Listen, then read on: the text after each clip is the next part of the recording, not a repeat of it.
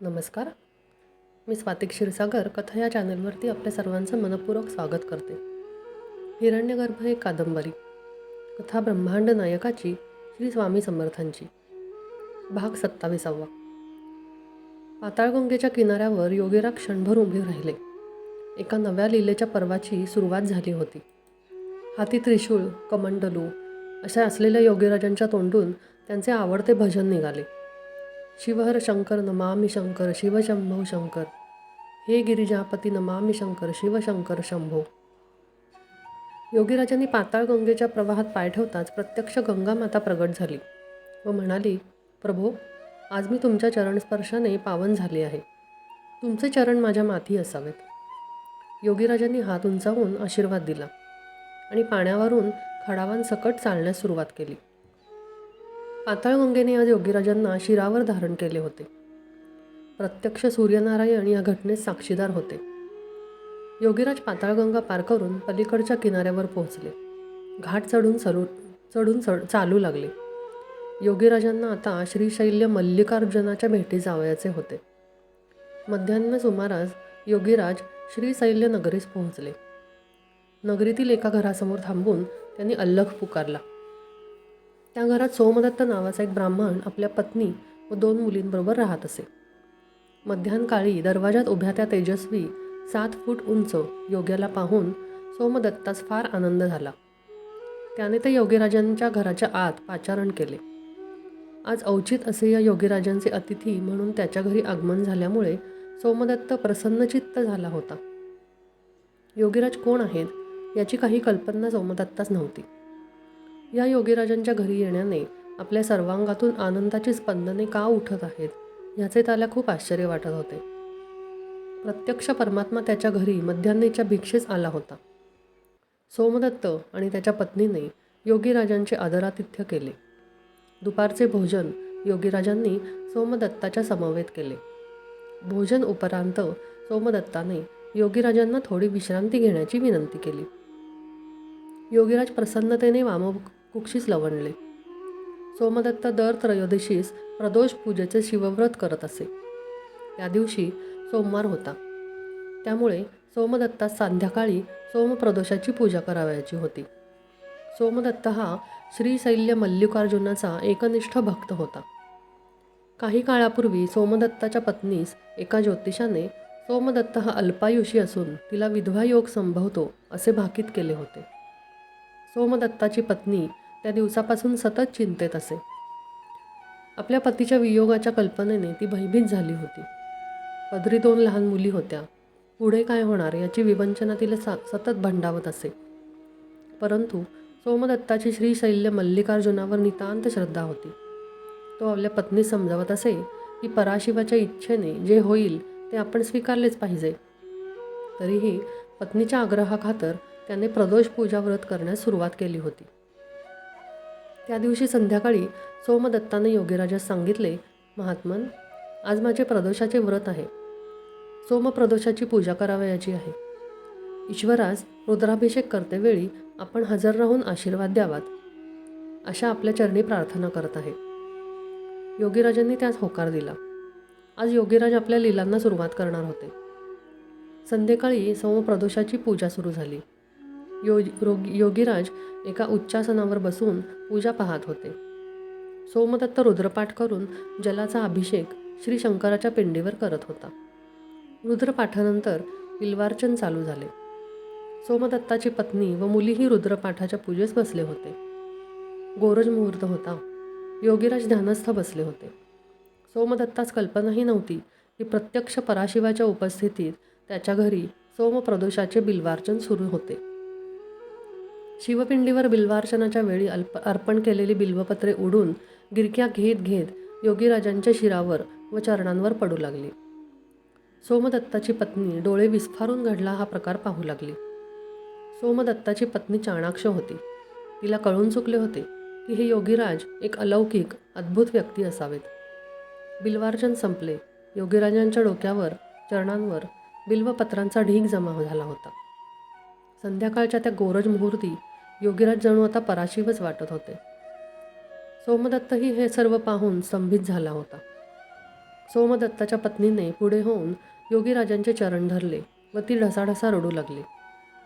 योगीराजांनी डोळे उघडले व सोमदत्ताच्या पत्नीस रडण्याचे कारण विचारले. तिने योगीच्या राजांना सांगितले की सोमदत्त अल्पायुषी आहे असे भाकीत एका ज्योतिषाने केले आहे. त्यामुळे तिचा मनात सतत आपल्या नवऱ्याला क्षेमाबद्दल भीती वाटत असते. योगीराज हसले आणि म्हणाले, मुली, प्रारब्ध हे कोणासही टाळता येत नाही, ते भोगावेच लागते. तरी पण आज तुम्ही केलेली पराशिवाची सोमप्रदोष पूजा मी स्वीकारली आहे. या पूजेने दीर्घायुष्य मिळते. तुझ्या पतीचे अल्पायुषी असल्याने विधान आम्ही बदलू शकत नाही. प्रारब्धानुसार त्याचे या जन्मात असलेल्या जीवन समयास त्याच्या पुढच्या जन्मातील काही काळ मी जोडणार आहे. तेव्हा सोमदत्त आता दीर्घायुषी होईल. योगीराजाने त्रिशूळ उचलून सोमदत्ताच्या कपाळास लावला आणि क्षणभर डोळे मिटले. सोमदत्तास सर्वांगातून विजेची लहर चमकल्याचा भास झाला. सोमदत्ताचे हृदय कृतज्ञतेने भरून आले. तो नियमित करीत असलेल्या श्रीशैल्य मल्लिकार्जुनांच्या भक्तीचा आज त्याला प्रत्यक्ष मल्लिकार्जुनाने पूजा स्वीकारून आशीर्वाद दिला होता. योगीराजांनी कर्दळीवण सोडून भ्रमण चालू केल्यावर पहिल्या चमत्काराची सुरुवात झाली होती. सोमदत्ताच्या पत्नीचा आनंद गगनात मावत नव्हता. त्या रात्री योगीराजांनी सोमदत्ताच्या घरी मुक्काम केला. दुसऱ्या दिवशी प्रातःकाळी सोमदत्त व पत्नी उठण्याच्या आत योगीराज तेथून गायब झाले होते. श्रीशैल्य मल्लिकार्जुनाच्या मंदिरात प्रतापपूजेची तयारी चालू होती. तेवढ्यात तिथे 7 फूट उंच त्रिशूळ कमंडलूधारी योगीराजांचे आगमन झाले. मंदिरात पुजाऱ्यांशिवाय इतक्या लवकर कुणी आलेले नव्हते. योगीराजांनी श्रीशैल्य मल्लिकार्जुनाचे दर्शन घेतले व आपल्या कमंडलूतील जलाची धार शिवपिंडीवर धरली. श्री मल्लिकार्जुन आज परमात्म्याच्या हाती झालेल्या त्या अभिषेकाने संतोषला होता. योगीराज आता मंदिराच्या आवारातून बाहेर आले. आपला कमंडलू त्यांनी प्राकाराच्या असलेल्या पुष्करणीत विसर्जित केला. क्षणात तो पाण्यात दिसेनासा झाला. पुढच्या प्रवासात योगीराजांना त्याची जरुरी नव्हती. सूर्य नुकताच उगवून क्षितिजावर आला होता. योगीराजांनी उजव्या हातातील त्रिशूळ उचलला व आकाशाकडे पाहत वर उंच फेकून दिला. योगीराजांच्या हातून निघालेल्या त्यांच्या त्रिशूळ विजेच्या वेगाने वर आकाशाकडे झेपावला व क्षणात दिसेनासा होऊन लुप्त झाला. योगीराजांचा उजवा हात अजूनही आकाशाकडे पसरलेलाच होता. आकाशातून अतिंद्रिय किरणे निघून योगीराजांच्या हाताच्या तळव्यावर केंद्रित झाली व त्यांच्या हातावर एक निळसर प्रकाश परावर्तित करणारा खडा प्रकट झाला. तो खडा मध्यम आकाराच्या गोल गोटीसारखा होता. योगीराज आता त्या निळ्या अद्भुत हातातील गोटीबरोबर लीलया खेळत होते. प्रसन्न मुद्रेने योगीराज मल्लिकार्जुनाच्या मंदिरातून बाहेर पडले. योगीराजांनी आता स्वच्छंदीपणे जंबूद्वीपाचे भ्रमण करण्यास सुरुवात केली होती.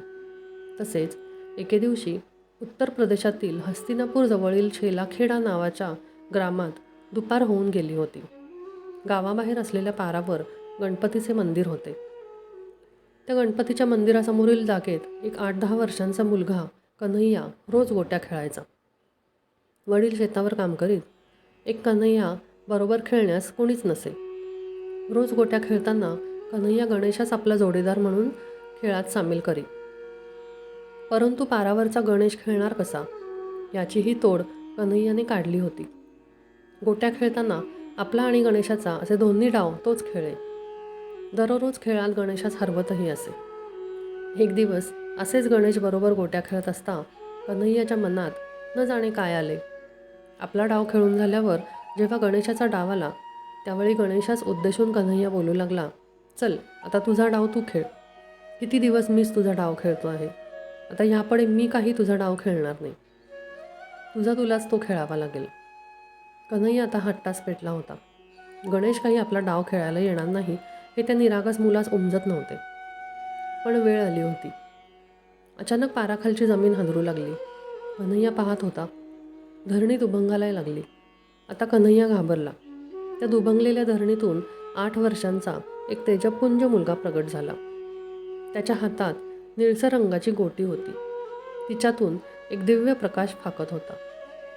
तो लहान अष्टवर्गीय बटू म्हणजेच मुलगा हे दुसरे तिसरे कोणी नसून योगीराजच होते. कन्हैयाच्या निष्पाप मनाने मारलेल्या हाकेला योगीराजाने जणू उत्तरच दिले होते.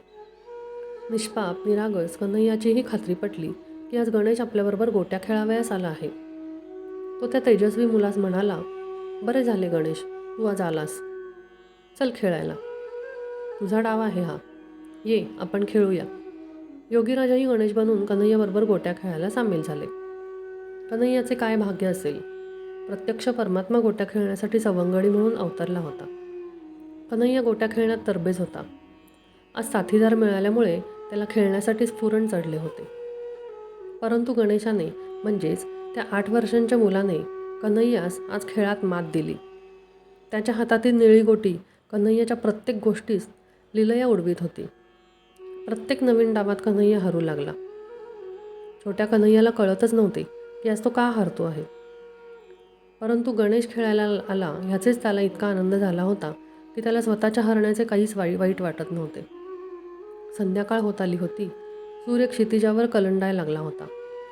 त्या नवीन 8 वर्षांच्या मुलाने कन्हैयाला जवळ बोलवून आलिंगन दिले व म्हणाला, कितीही हार झाली तरी परत खेळायचं असतेच. हा खेळ आहे, त्यात अडकायचे नाही कन्हैया. ही हार जीत खरी नसते. आता संध्याकाळ होऊन गेली. आपणास पुढे खूप खेळायचे आहे. तुझी आई वाट पाहत असेल. आता तू आपल्या घरी जा. छोट्या कन्हैयास खूप बरे वाटले की आज हारलो तरी उद्या पुन्हा खेळायचे आहे. याच आनंदात तो पळत पळत आपल्या घराकडे निघाला. सूर्य अस्तास जाऊन अंधार झाला होता. योगीराज आता त्यांच्या मूळ स्वरूपात आले होते. हातातील गोटी लिलया खेळवत हसत हसत उत्तर दिशेने ते चालू लागले. भाग 27 समाप्त. धन्यवाद.